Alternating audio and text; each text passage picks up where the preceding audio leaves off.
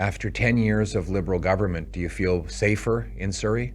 The Bishnoy gangsters the Liberals let in, they're all still running loose on the street, terrorizing people, killing people. Even those that get caught, they get released on early bail. And even if they get convicted, they get released on probation and parole. So nothing has changed, and nothing will change under this Liberal government. We are paying the highest prices for gas. Yes, I saw that today. I think it was $2.23 a liter. Yes.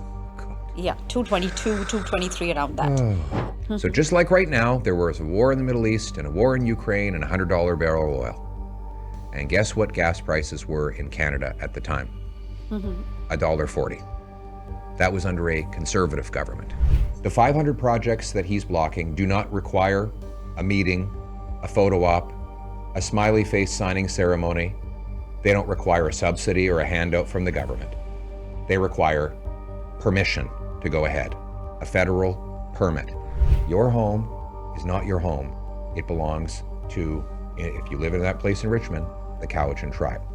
You paid to buy your home, you paid on the mortgage, you paid the property tax, but it's not yours according to this ruling. In BC, Surrey is the epicenter of the extortion crisis. Till date, in the year 2026, we have 108 reported extortion cases. And if we talk about shootings related to extortion, there are 17 extortion-related shooting incidents that have happened in the year 2026. Extortion crisis, and along with that, we have the gang war, the gang violence going on. I don't know if you're aware or not, but earlier this month, we had a gang-related shooting in Surrey, and a 16-year-old and an 18-year-old, they died. We know governments are doing, all levels of governments are doing, they are making lots of effort to curb the crime. Are they? Are they? Okay, that's my question. Are they? If they are not, what can be done?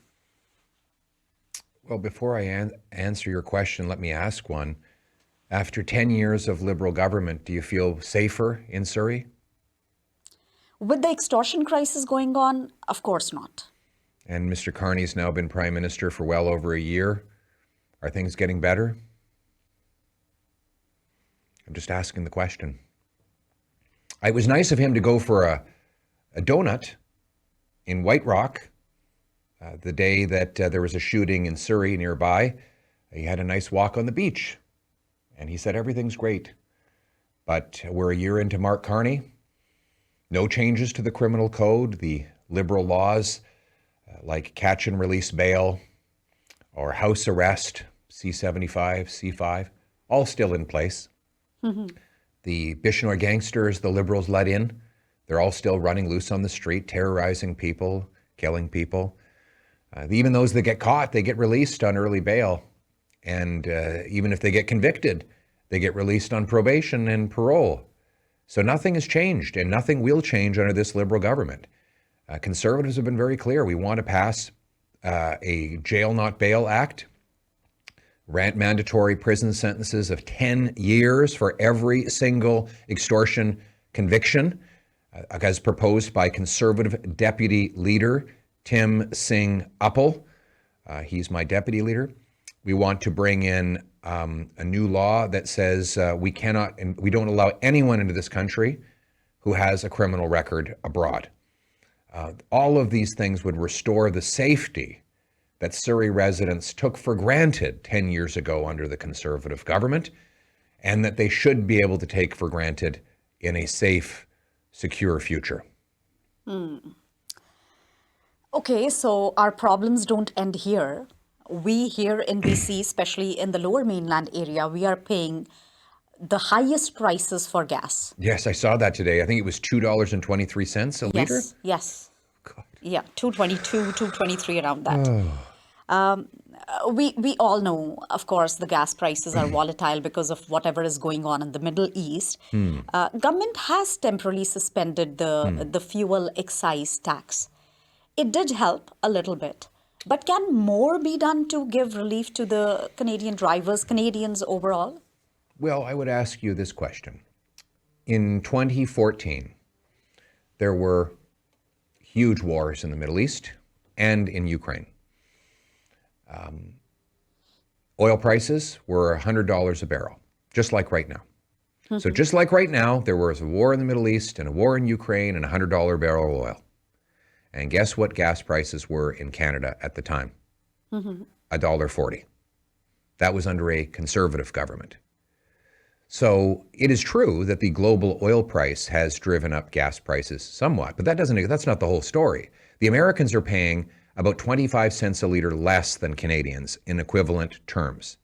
Canadians paid 50 cents a liter less when conservatives were in power, even though the global oil price was exactly the same. What's the difference? One, we have a weak dollar.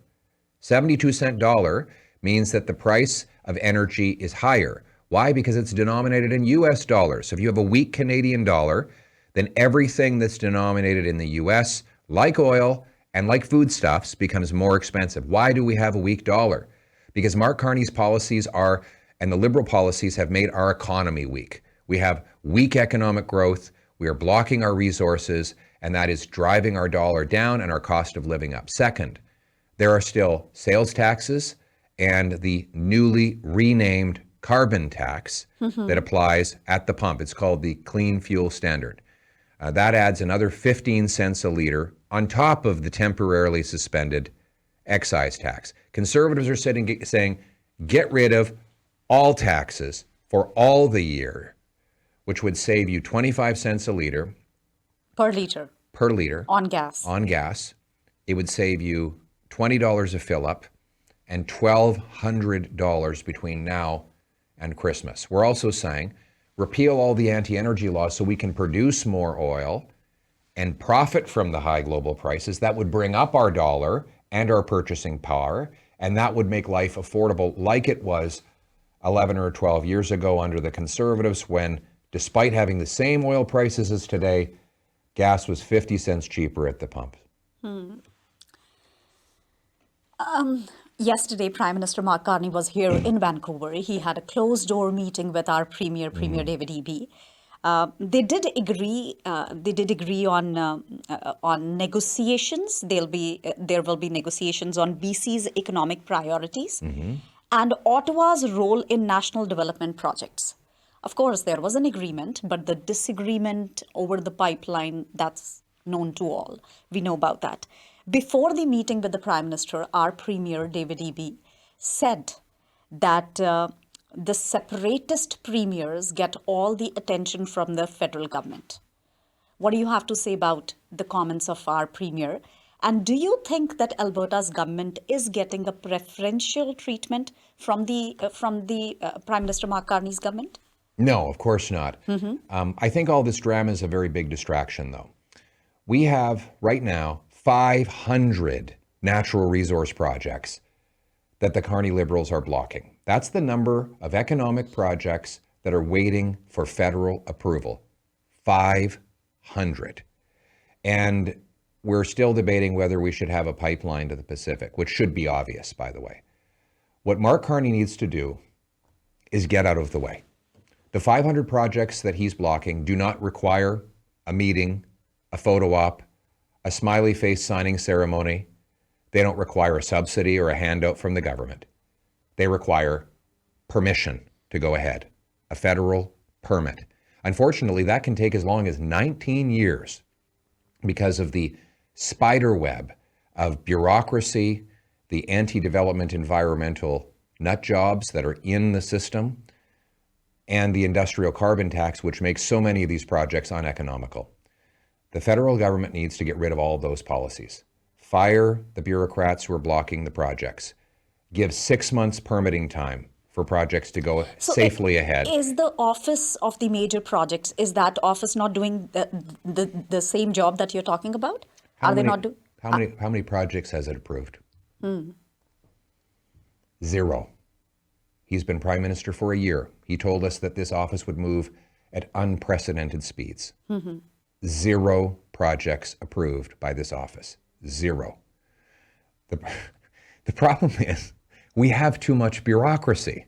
So Mr. Carney's solution to too much bureaucracy is to create another bureaucracy, We don't need another office. We've got offices stacked on offices, stacked on offices. If more offices were going to get things built, we would have more building than any other country in the world. The only thing Mark Carney is building is bureaucracy. We need to subtract bureaucracy, fire the bureaucrats that are getting in the way, and give 6-month permitting time. When Prime Minister Harper was in office, we had the global economic crisis. We needed to get building very quickly. He managed to approve and complete construction on 23,500 projects in under 2 years. That was not the permitting time. That was the time it took to permit, get the shovels in the ground, complete the project, open the project, and let the public use the project. 23,500 using a 1-page application form. And you know how many environmental problems there were? 0. 0 public safety problems, 0 environmental problems, 23,500 projects completed in under 2 years. How? We got the government and the bureaucrats out of the way. We let builders build, investors invest, and workers work. Mr. Poilievre, on Monday, your party is going to table a motion to protect the property rights. In fact, you were here in North Vancouver this morning to talk about this. So what is your ask from the federal government? Defend property rights. So let's just recap what happened here. The Cowichan tribes brought a federal lawsuit against the federal government. In that lawsuit, they said that they had their title took precedence over homeowners in about 800 acres in Richmond. The Liberal government instructed its lawyers not to argue that property rights come first in something called Guideline 14. The judge said, well, if the federal government is not even prepared to argue that property rights come first, why should I find that they do? And she ruled that Aboriginal title comes ahead of your home. Your home is not your home. It belongs to, if you live in that place in Richmond, the Cowichan tribe.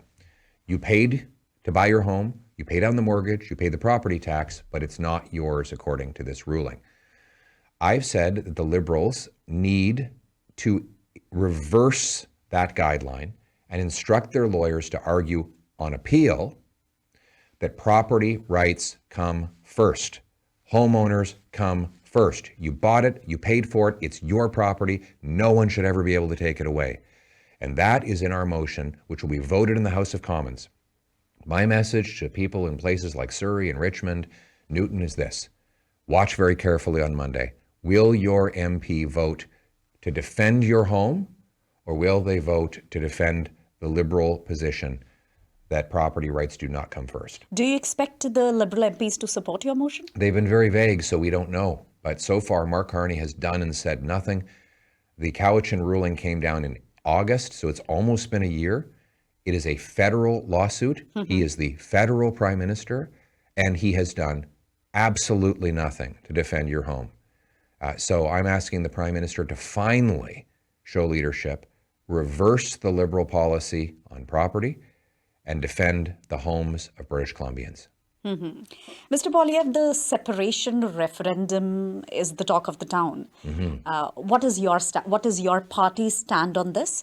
Especially, I want to know about your MPs who live in Alberta, who represent the ridings of Alberta. What do they think of this? They support Canada. I support Canada. And we as Conservatives will fight for Canada. We want our country to be united under one flag. We want every Albertan to feel at home in this country, just like people of all provinces. And I think we can further unite our country by addressing the real and legitimate grievances of Albertans. Let's unblock our oil and gas resources. That would obviously make our country more affordable, more independent from the US, but it would also make us more united because all of the people who are suffering in Alberta's energy sector would have jobs with 6-figure paychecks contributing to Confederation. Let's crack down on crime so that people in Alberta feel safe. Let's stop confiscating the hunting rifles of Alberta farmers, as Mr. Carney and the Liberals have been doing. Let's stand together and unite this country. And if you'll let me be a little bit nostalgic, I reflect on the fact that, just 12 years ago, and Prime Minister Harper was in office, there were no separatists in Alberta. There was no talk of a referendum. The separatists in Quebec, they'd been wiped out. The PQ and the BQ, they had been wiped off the map. They were gone. Nobody in Quebec or Alberta was talking about separation. Here we are with both provinces now threatening to leave, with a referendum in Alberta and the separatists leading in the polls in Quebec. I think it's fair to ask, given that it's the Prime Minister's number one job to unite the country, it's fair to ask how Mr. Carney is doing in that respect. Talking about being a proud Canadian, I would like to mention it was a very Canadian thing to do when in the Joe Rogan show, you refused to criticize the Prime Minister. That's true. Yeah, that's what Rogan said. He said that sounds very Canadian. Absolutely, it was a very Canadian thing to do. That's true. So let's end this conversation on this one question. Do you admire anything about Prime Minister Mark Carney? If you do, what is that? Well, yes, I think he's a very devoted father, like me. He has very proud of his kids. And we had a very funny moment, actually. I was out with my little girl and we were going for a bicycle ride and I was running along beside her. And she likes to ride her bicycle back and forth like this. And this young girl, maybe about 20 years old, came behind her and they almost collided. And that older girl went around her, a very clever move, very quick. And then she turned and looked back at me and I said, I think that's Mark Carney's daughter. Okay. And so I called him up and I said, I think our daughters almost collided on the bicycle path. Okay. And he said, yeah, she told me. She saw you on the bicycle path. Oh, okay. And so it's a small world, but it's a moment to kind of reflect on how we're both fathers. We both love our kids and want the best for them. And I think that's something that I can admire in him and in any father. Absolutely. It was an absolute pleasure having you in the studio. Thank you so much. Would you like to say anything in closing to our listeners? Well, I'd like to leave everyone with a message of hope. I think we need to make this a country again of promise, where anybody who works hard can achieve their dreams. And one of the things I'm working on is something called the Blue Seal, which would allow immigrant doctors, nurses, architects, and engineers take a test, a nationally certified test recognized in all provinces to get working in their professions, to have their incredible professional credentials recognized, to get more doctors, reducing wait times. And that is the kind of merit-driven system we need across our economy again. We want this to be the country that, that seek loggers, remember, when they came here and worked in the forestry sector 100 years ago. They came here not for a freebie, but for the chance to work hard and build an incredible life. And then generations later, their families are better off. We want to get that back again. And so that future of promise and opportunity is going to return to Canada. And that's really my mission. Thank you so much, Mr. Okay, thank you for having me. Thank you for coming.